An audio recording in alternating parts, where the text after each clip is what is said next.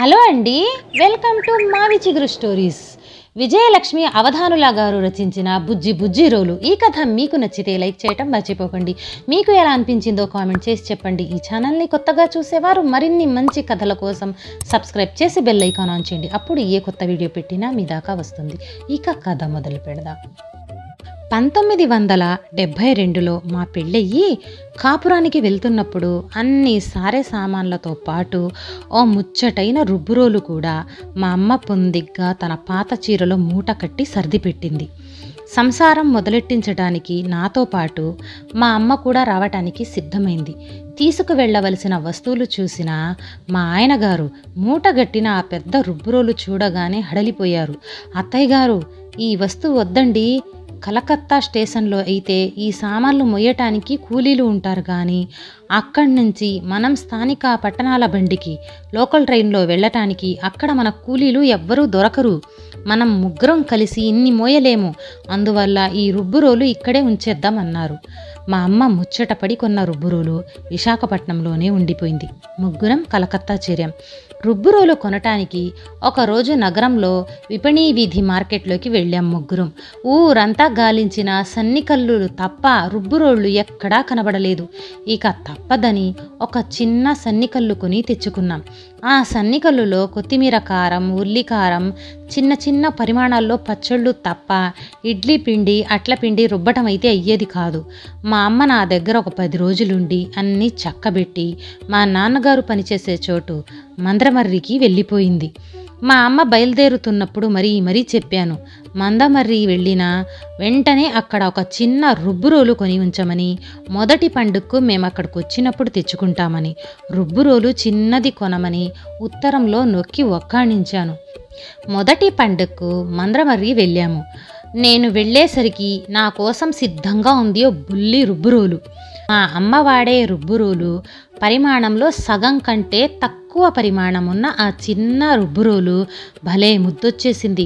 అబ్బా, ఎంత ముద్దుగా ఉందో బుజ్జిపాపాయ్ అన్నాను దాన్ని ఆప్యాయంగా తాకుతూ.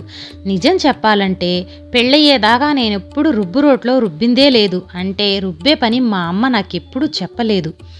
ఆ రుబ్బురోల్ని అపురూపంగా పట్టుకుని కలకత్తా తెచ్చేసుకున్నాం. బుజ్జి రోలు తెచ్చుకున్న 5-6 రోజుల తర్వాత శనివారం వచ్చింది. శనివారం సాయంత్రం అన్నం కాకుండా మరేదైనా తినటం మాకు అలవాటు. రుబ్బురోలు వచ్చిందిగా, ఇవాళ ఇడ్లీలు చేసుకుందాం అనుకున్నాము. పప్పు నానబెట్టాను. రుబ్బి రుబ్బి రుబ్బి రుబ్బి మొత్తం మీద ఇడ్లీలకు పిండిని దూదిలాగా మెత్తగా రుబ్బేశాను. కానీ ఎందుకో ఇడ్లీ పిండి తెల్లగా మల్లెపూలా కాకుండా కాస్త బూడిద రంగులో వచ్చింది.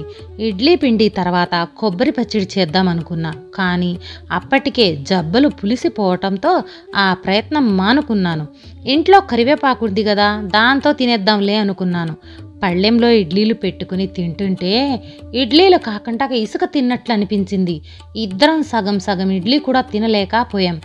ఈ చేసిన ఇడ్లీలు పక్కన పెట్టేసి అప్పటికప్పుడు మళ్ళా ఉప్మా చేసుకొని తిన్నాం. అలా ఎందుకయిందో తర్వాత తెలిసింది.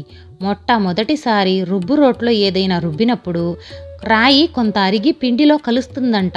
అందువల్ల కొత్త రుబ్బురోళ్ళలో మొట్టమొదట ఏవైనా పాత బియ్యమో ఏదో కాస్త రుబ్బి దాన్ని బయట కాకులకు వేసేయాలట. మొత్తం మీద మా బుజ్జి పాపాయ్ మాతో పాటు కలకత్తా నుండి టాటానగర్కి, అక్కడి నుండి రాంచీకి, అక్కడి నుండి నాగ్పూర్కి వచ్చింది. బుజ్జిరోలు నాకు చక్కని నేస్తమైపోయింది. నేను ఉద్యోగంలో చేరాను. అప్పటికే పప్పు రుబ్బే యంత్రాలు మిక్సీ మార్కెట్లోకి వచ్చింది. చేతిలో కాస్త డబ్బులాడుతున్నాయి. సుమిత్ అన్న వ్యాపార సంస్థ తయారు చేసిన విద్యుత్ రుబ్బుడు యంత్రాన్ని కొనేశాను. తీరా ఆ మిక్సీలో పిండి రుబ్బాక నా బుజ్జి రోట్లో వచ్చినట్లు దూదిలా రాలేదని నిరాశ కలిగింది. యంత్రంలో రుబ్బిన పిండిని రోట్లో మళ్ళా వేసి ఒకసారి రుబ్బితే తప్ప సంతృప్తి కలగలేదు. కొన్ని నెలల పాటు ముందు యంత్రంలో రుబ్బటం, ఆపై రోట్లో మళ్ళా రుబ్బటం, అలా సాగింది నా రుబ్బుడు ప్రహసనం. ఆ తర్వాత విసుగొచ్చి మళ్ళా రుబ్బు రోట్లోనే రుబ్బుకోవటం మొదలెట్టాను. ఏవో పచ్చళ్ళు, కారాలు రుబ్బుకోవటానికి మాత్రం ఆ మిక్సీని వాడేదాన్ని. కొన్నాళ్లకి నాగ్పూర్లో ఒక తమిళ వ్యక్తి విపణీ వీధిలో విద్యుత్ రుబ్బురోళ్ళు అంటే వెట్ గ్రైండర్లు నడిపే దుకాణం దుకాణం పెట్టాడు. పొద్దున్నే కార్యాలయానికి వెళ్తున్నప్పుడు ఒక కాడ సజ్జలో నానపెట్టిన పప్పు ఇచ్చి వెళ్ళి సాయంత్రం కార్యాలయం నుండి వస్తున్నప్పుడు రుబ్బిన పిండిని తెచ్చేసుకునేవాళ్ళం. అప్పటికి శీతలీకరణ యంత్రాన్ని అంటే ఫ్రిడ్జ్ కూడా కొనుక్కోవటం వల్ల 3-4 రోజులకు సరిపడ్డ పిండి ఒక్కసారి రుబ్బించేసుకునేవాళ్ళం. ఆ తర్వాత మేమే ఒక విద్యుత్ రుబ్బురోలు అంటే గ్రైండర్ కొనుక్కోవటంతో పని ఇంకా సులువైంది. ఎన్ని యంత్రాలు కొన్నా ఆ బుజ్జి రోలు మాత్రం చాలా రోజులు మా ఇంట్లోనే ఉండేది. ఆఖరికి కొత్తగా పెళ్ళైన ఒక జంట ఆ రుబ్బురోలు చూసి ముచ్చట పడిపోతుంటే వాళ్ళకిచ్చేశాం. ఆ బుజ్జి పాప ఇంకా భద్రంగానే వాళ్ళ దగ్గర ఉంది. ఇది మా బుజ్జి రుబ్బురోలు కథ. ఈ కథ నచ్చితే లైక్, షేర్ చేసి తప్పకుండా సబ్స్క్రైబ్ చేయండి.